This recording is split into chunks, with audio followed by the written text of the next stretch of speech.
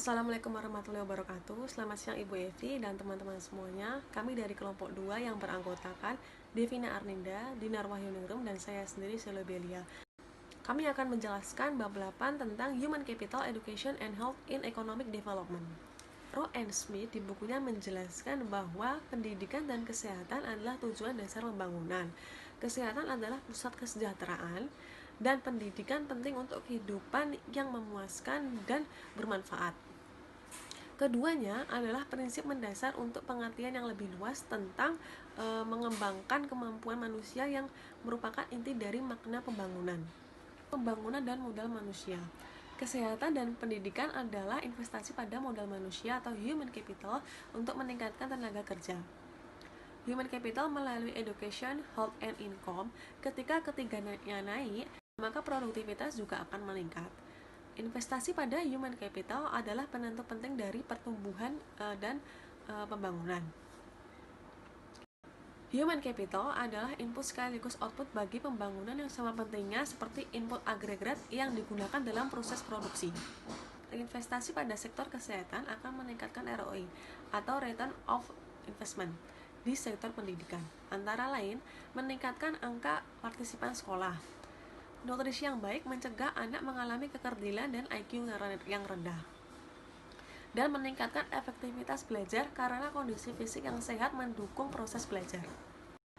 Kemudian investasi pada sektor pendidikan akan meningkatkan ROI di sektor kesehatan, antara lain terdidik akan meningkatkan kesehatan pada anak karena memiliki akses informasi kesehatan dan vaksin. Sekolah mengajarkan personal hygiene atau kebersihan diri dan sanitasi, dan mendidik calon tenaga kesehatan.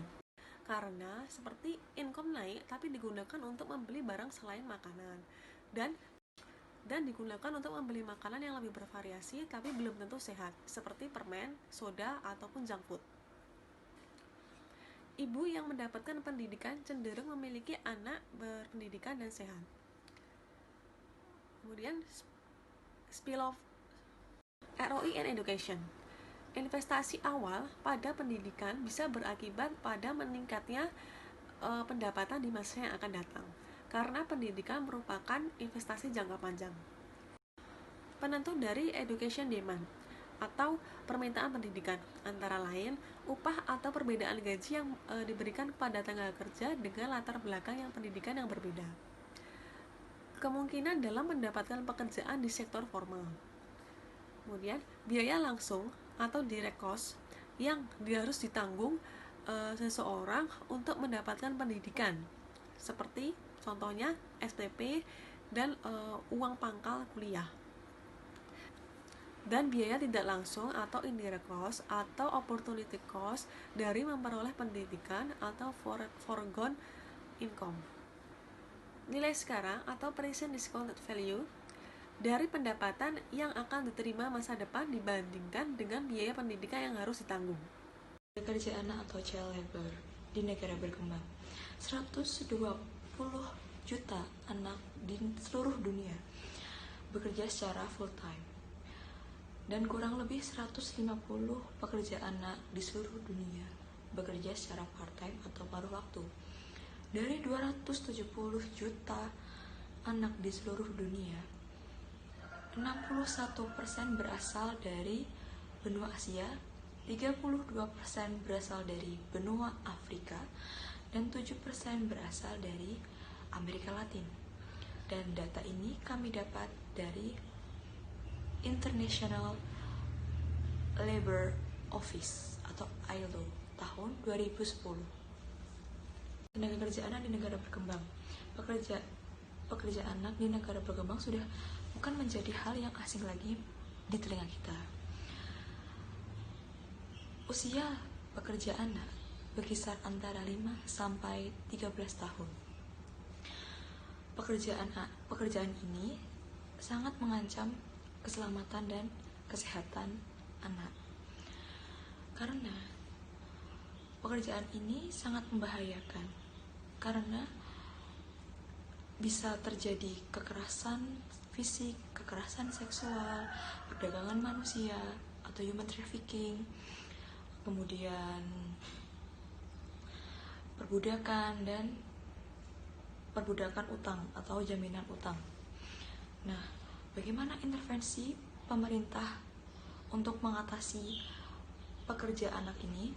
Nah, pemerintah Indonesia sudah mempunyai undang-undang, yaitu Undang-Undang Nomor 13 Tahun 2003, Pasal 68 tentang pekerja anak, yang isinya tentang bahwa pengusaha dilarang mempekerjakan anak. Nah, anak boleh bekerja mulai usia 14 tahun, dan itu pun pekerjaan yang sangat ringan. 4 pendekatan terkait child labor policy. Yang pertama, Bank Dunia. Bank Dunia menyadari bahwa adanya tenaga kerja anak sebagai cerminan dari kemiskinan. Maka dari itu, Bank Dunia mengeluarkan kebijakan tentang pengentasan kemiskinan. Yang kedua, Progresa. Progresa itu sendiri dikeluarkan oleh pemerintah Meksiko. Progresa dikeluarkan pemerintah Meksiko sebagai strategi agar lebih banyak anak yang bersekolah dengan menambah jumlah sekolah dan menyalurkan bantuan langsung tunai untuk anak-anak usia sekolah. Dan yang ketiga adalah UNICEF. UNICEF menyadari bahwa sangat tidak mungkin apabila benar-benar tidak ada pekerja anak. Maka dari itu, UNICEF mengeluarkan kebijakan dengan menanggulangi atau mencegah kekerasan pada pekerja anak. Yang keempat adalah ILO. ILO sangat melarang tentang pekerja anak, namun jika kondisi yang tidak memungkinkan, maka ILO mengeluarkan kebijakan pelarangan kekerasan terhadap anak yang mungkin terdiri dari perdagangan manusia, kekerasan seksual, perbudakan, dan eksploitasi anak. Namun, secara individu, semakin tinggi pendidikan yang ditempuh, maka semakin tinggi pula return atau keuntungan yang didapatkan individu tersebut. Education Gender Gap, konsekuensi dari gender bias dalam bidang kesehatan dan pendidikan. Yang pertama, insentif ekonomi. Insentif ekonomi itu sendiri bisa digambarkan dengan pendapatan atau upah yang diterima kaum laki-laki dan kaum perempuan, yang mana kaum laki-laki biasanya mempunyai pendapatan yang lebih tinggi dibanding kaum perempuan, karena kaum laki-laki mempunyai fisik yang lebih kuat dibanding kaum perempuan, dan kaum laki-laki mempunyai pilihan pekerjaan yang lebih banyak dibanding perempuan. Misalkan pekerjaan tambang di lepas pantai, itu yang bisa bekerja di situ hanyalah kaum laki-laki. Tambang, yang pertama tambang, kelautan, menjadi pelaut. Yang ketiga pilot. Memang pilot ada yang sebagian kecil ada yang wanita, namun sebagian besar yang bekerja di bidang tersebut adalah kaum laki-laki. Dan yang kedua adalah setting budaya.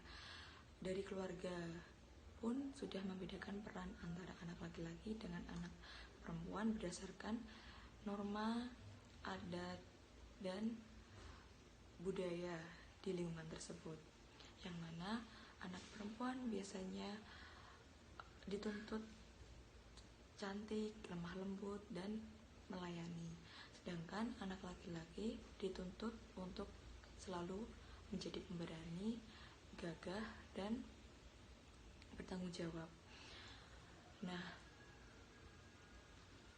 yang ketiga adalah meningkatnya pendapatan tidak disertai dengan meningkatnya pendidikan dan kesehatan. Hal ini mungkin sudah tidak asing lagi di sekitar kita. Mungkin ada seorang yang mempunyai pendapatan yang lebih tinggi, bukannya untuk meningkatkan kesehatan dan pendidikan, malah mencukupi kebutuhan tersier. yang mana kebutuhan tersier tersebut digunakan untuk membeli kendaraan mewah atau rumah mewah, atau dengan menghambur-hamburkan uang dengan cara berhura-hura di secara liburan di luar negeri, atau ya kepentingan yang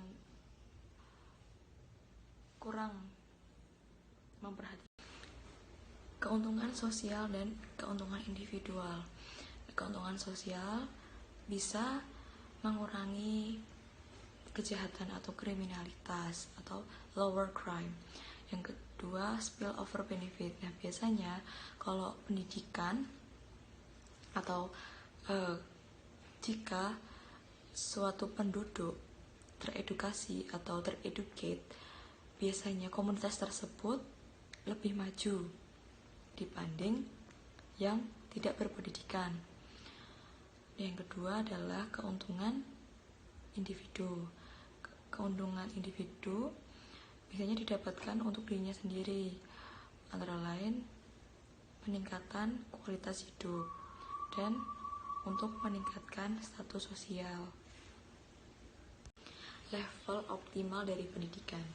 Kriteria optimal bagi pendidikan bisa diukur dengan selisih antara biaya pendidikan dengan return atau keuntungan atau upah yang didapatkan pada saat bekerja. Yang kedua, optimalisasi sosial. Nah, optimalisasi sosial ini menyediakan pendidikan dasar untuk pengentasan buta huruf. Secara sosial itu sangat menguntungkan bagi masyarakat. Paling tidak masyarakat sudah terbekali pendidikan dasar. Nah, selanjutnya saya akan menjelaskan pendidikan dan pembangunan. Yang pertama, distribusi pendapatan. Distribusi pendapatan adalah perbedaan pendapatan yang timbul karena adanya perbedaan dalam kepemilikan sumber daya dan faktor produksi. Nah, indikatornya biasanya itu digunakan untuk mengukur tingkat distribusi pendapatan nasional, itu adalah koefisien Gini atau Gini rasio, atau biasa kita sebut indeks Gini. Untuk memahami indeks Gini, kita perlu memahami kurva Lorenz. Mari kita lihat kurvanya. Nah, dari kurva ini, kurva Lorenz menunjukkan perbandingan antara presentase jumlah penduduk dan presentase jumlah pendapatan yang benar-benar diperoleh selama kurun waktu tertentu. Nah, dapat kita lihat sumbu horizontalnya itu merupakan presentase penduduk, sumbu vertikalnya itu merupakan presentase pendapatan. Nah, di sini ada 3 titik, yaitu G1, G2, dan G3. Keterangan gambarnya yaitu yang garis G itu adalah garis diagonal atau garis kemerataan sempurna. Nah, dari kurva ini kita bisa melihat perbandingan. Misalkan G1 itu 40% pendapatan untuk 40% jumlah penduduk. Yang kedua G2 itu 40% pendapatan untuk kurang lebih 63% jumlah penduduk. Yang ketiga atau G3 itu 20% pendapatan untuk 40% jumlah penduduk.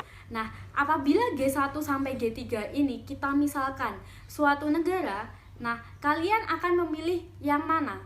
Nah, tentunya pasti akan memilih G1. Kenapa? Karena berhimpitan dengan garis diagonal atau pemerataannya disebut merata sempurna atau bisa disebut 1:1. Nah, kalau G2 dan G3 itu ada ketimpangan. Jadi, semakin jauh dari garis diagonal, maka pemerataan semakin buruk atau ketimpangan itu semakin tinggi. Selanjutnya, kesenjangan pendidikan dan kemiskinan. Nah, contohnya kurva Lorenz untuk pendidikan di India dan di Korea Selatan. Nah, dapat kita lihat gambarnya. Pada gambar A di India, indeks Gininya menunjukkan angka 0,69. Nah, artinya ia menjauhi titik 0 atau garis diagonal. Nah, dari situ dapat dilihat ketimpangannya semakin tinggi. Sedangkan di Korea Selatan atau pada gambar B, indeks Gininya itu menunjukkan angka 0,22. Artinya ia mendekati 0 atau garis diagonal. Dari situ dapat kita lihat bahwa tingkat ketimpangannya itu sedikit. Oke, selanjutnya layanan kesehatan dan pembangunan. Pengukuran distribusi dalam kesehatan itu dapat diukur dengan yang pertama, harapan hidup bayi atau tingkat kesehatan ibu. Yang kedua, tingkat kematian bayi. Yang ketiga, kekurangan gizi dan kelaparan. Untuk mendistribusikan layanan kesehatan itu, apabila suatu daerah memiliki tingkat kematian bayi rendah dan harapan hidup bayi tinggi, kemudian banyaknya balita yang gizinya terpenuhi, otomatis layanan kesehatan yang diberikan itu sudah bagus. Begitu juga sebaliknya. Selanjutnya, kendala yang dihadapi oleh layanan kesehatan adalah dengan adanya beban penyakit seperti HIV/AIDS, malaria, cacing parasit, dan penyakit tropis lainnya. Nah, apabila suatu daerah memiliki sedikit kasus beban penyakit dan penyakit lainnya tadi, artinya daerah tersebut dapat dikatakan daerah yang mempunyai layanan kesehatan yang baik. Contohnya itu seperti di Afrika. Afrika banyak orang yang sakit HIV, AIDS, malaria, dan lain-lain. Nah, berarti kan layanan kesehatan di sana itu masih kurang baik. Seperti itu. Selanjutnya, sistem layanan kesehatan dan pembangunan. Nah, apakah ada hubungan antara kesehatan dan produktivitas? Nah, kesehatan pasti berkaitan dengan produktivitas. Kenapa? Karena kan kalau kita bekerja pada saat sakit, itu kan produktivitas kita akan turun. Tapi ketika kita sehat, produktivitas kita juga akan naik. Nah, dari situlah kesehatan sangat berkaitan dengan produktivitas. Nah, selanjutnya kebijakan sistem kesehatan itu seperti BPJS. Itu kan ada kelas 1, kelas 2, kelas 3, VVIP. Nah, dari situ tingginya perbedaan pemberian layanan kesehatan dibedakan dari level pendapatannya. Nah, untuk studi kasusnya kita mengambil lembaga pendidikan terancam tutup di masa pandemi COVID-19 saat ini. Nah, permasalahan-permasalahannya yaitu yang pertama, Wakil Ketua Komisi 10 DPR RI, Abdul Fikri Fakih, itu memperkirakan angka indeks pembangunan manusia atau IPM nasional juga ikut anjlok. Nah, dampak pandemi secara luas itu juga turut menyapu dari berbagai sektor ekonomi, sehingga berdampak pula pada kemampuan daya beli masyarakat, termasuk biaya pendidikan, seperti pembayaran SPP, uang pangkal. Nah, masalah yang ketiga yaitu dimensi dasar.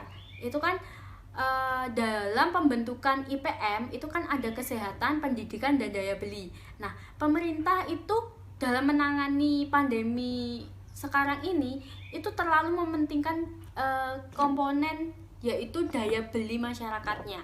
Permasalahan selanjutnya kita ambil di Kabupaten Kelungkung. Bupati Suwirta mengatakan indeks pembangunan manusia atau IPM pada tahun 2013 itu berada di peringkat bawah, yakni dengan nilai 68,8.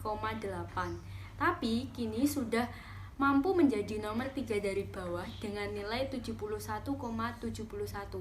Nah, di sini sulitnya Kabupaten Kelungkung meningkatkan nilai IPM disebabkan karena banyaknya orang Kelungkung yang sudah berhasil tapi malah memilih tidak tinggal di Kelungkung, melainkan merantau keluar.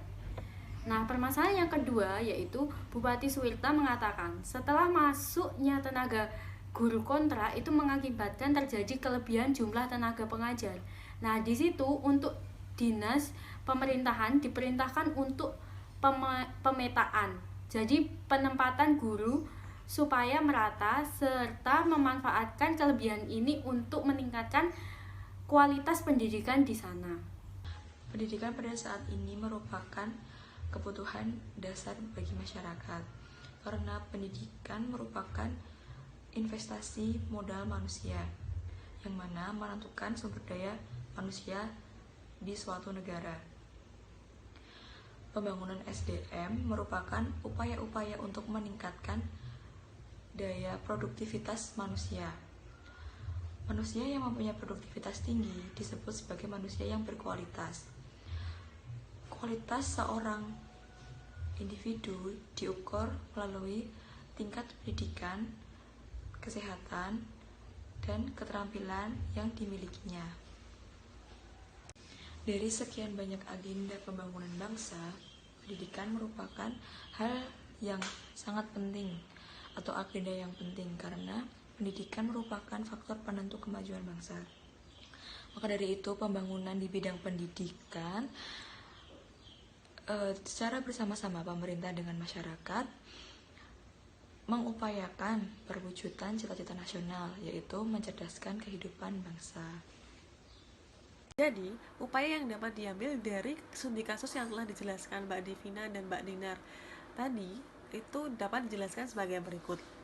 Pendidikan dan kesehatan sebaiknya diarahkan untuk meningkatkan kualitas modal SDM yang lebih produktif, efisien, memiliki daya serap terhadap perbandingan metode atau teknologi saat ini, memiliki keterampilan yang inovatif dan kreatif, berani mengambil risiko, serta mampu menciptakan konsep perencanaan berorientasi jangka panjang.